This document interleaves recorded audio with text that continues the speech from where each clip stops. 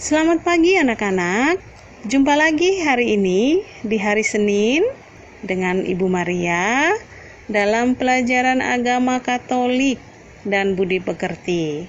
Ibu harapkan anak-anak masih dalam keadaan yang sehat dan masih semangat untuk belajar. Kita akan belajar pelajaran agama Katolik di pelajaran yang ke-8 tentang Allah menyampaikan 10 firman-Nya sebagai pedoman hidup.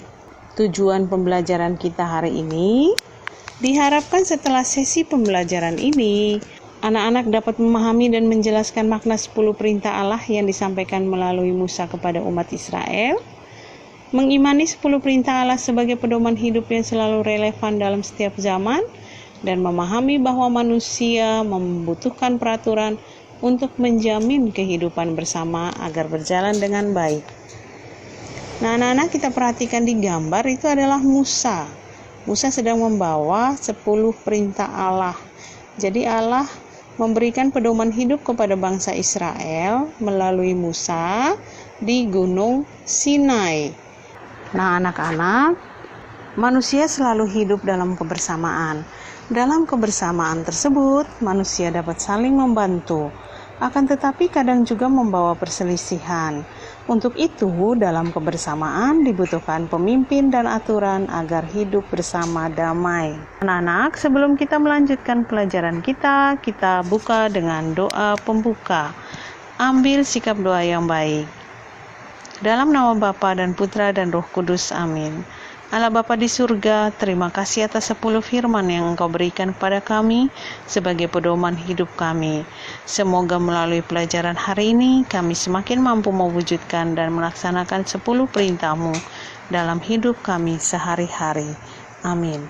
Dalam nama Bapa dan Putra dan Roh Kudus, amin. Nah, anak-anak, mari kita mengamati gambar-gambar pelanggaran rambu-rambu lalu lintas dan gambar orang yang taat pada rambu lalu lintas. Coba kita buat pertanyaannya. Gambar manakah yang melanggar rambu-rambu lalu lintas? Ya, betul. Kira-kira yang mana ya anak-anak ya? Gambar 1 dan gambar kedua. Gambar 1 itu melanggarnya seperti apa? Ya, ugal-ugalan di jalan dan juga tidak menggunakan helm. Gambar yang kedua, ya betul, menerobos lampu merah. Gambar manakah yang menaati rambu lalu lintas? Iya betul, gambar 3 dan keempat. Gambar 3, menyeberang jalan di zebra cross. Terus yang gambar 4, ia menggunakan helm. Nah, anak-anak, itulah gambar-gambar yang juga sering kita lihat dalam kehidupan sehari-hari ya. Seperti di jalan ada yang menaati peraturan lalu lintas, tapi ada juga yang tidak menaati peraturan lalu lintas. Nah, tugas anak-anak adalah menceritakan pengalaman sendiri dalam menjalani peraturan di sekolah maupun di rumah. Di situ ada contohnya, misalnya dalam keluarga peraturannya menonton acara televisi pada malam hari sampai pukul 9 malam. Apa manfaatnya? Supaya tidak bangun kesiangan pada pagi hari. Nah, anak-anak silakan meneruskan nomor 2, 3, 4, dan 5 dilanjutkan dengan peraturan dalam sekolah dan juga dalam masyarakat. Dikerjakan sampai nomor 5 saja dan dikumpulkan pada hari Selasa besok ya. Nah, anak-anak, silakan kalian membaca pentingnya disiplin atau menaati peraturan ya. Di situ menjelaskan tentang bagaimana cara kita menaati aturan atau peraturan. Nah, mari kita berdiskusi. Contoh aturan apa saja yang tertulis dalam artikel tersebut? Contohnya aturan minum atau pemakaian obat, aturan penggunaan sebuah alat yaitu rice cooker, dan aturan-aturan yang ada di sekolah. Apa tujuan dibuatnya aturan tersebut? Ya, supaya kita bisa menaati. Jadi aturan dibuat untuk ditaati agar terjalin hidup yang lebih baik. Bagaimana cara sekolah mendisiplinkan para siswa? Tujuan sekolah mendisiplinkan para siswa dengan membuat aturan. Dari artikel tersebut, apa pentingnya peraturan dan apa pentingnya menaati peraturan itu? Pentingnya peraturan agar kita selalu bersikap disiplin, menaati peraturan agar kita tidak terjebak dalam kesalahan atau indisipliner. Ayo kita membaca bersama kitab suci Keluaran bab 20 ayat 1 sampai 17 tentang 10 perintah Allah. Lalu Allah mengucapkan segala firman ini, Akulah Tuhan Allahmu yang membawa engkau keluar dari tanah Mesir, dari tempat perbudakan. Jangan ada padamu Allah lain di hadapanku. Jangan membuat bagimu patung yang menyerupai apapun yang ada di atas langit, atau yang ada di bumi di bawah, atau yang ada di dalam air di bawah bumi.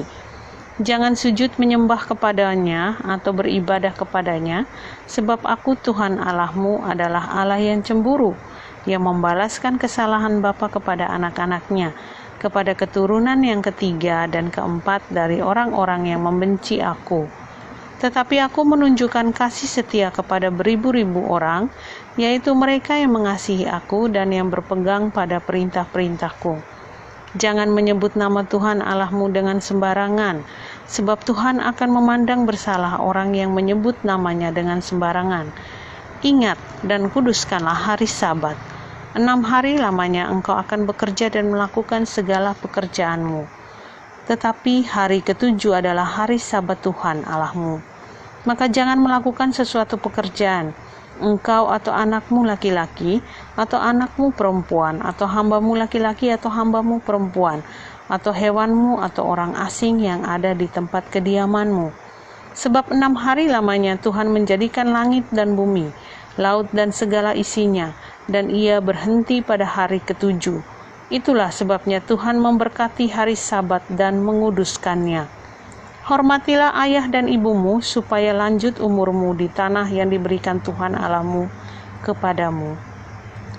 Jangan membunuh, jangan berzina, jangan mencuri, jangan mengucapkan saksi dusta tentang sesamamu, jangan mengingini rumah sesamamu, jangan mengingini istri atau hambanya laki-laki, atau hambanya perempuan, atau lembunya, atau keledainya, atau apapun yang dipunyai sesamamu. Nah, anak-anak, dari bacaan kitab suci tadi, kita akan melihat rumusan tradisi gereja Katolik tentang 10 perintah Allah. Akulah Tuhan Allahmu. 1. Jangan menyembah berhala, berbaktilah kepadaku saja, dan cintailah aku lebih dari segala-galanya. 2. Jangan menyebut nama Tuhan Allahmu dengan tidak hormat. 3. Kuduskanlah hari Tuhan. 4. Hormatilah ibu bapakmu. 5. Jangan membunuh. 6. Jangan berzina. 7. Jangan mencuri. 8. Jangan bersaksi dusta tentang sesamamu. 9. Jangan mengingini istri sesamamu. 10. Jangan mengingini milik sesamamu secara tidak adil. Nah, anak-anak, itulah bacaan tentang 10 perintah Allah dari kitab Keluaran bab 20 ayat 1 sampai 17.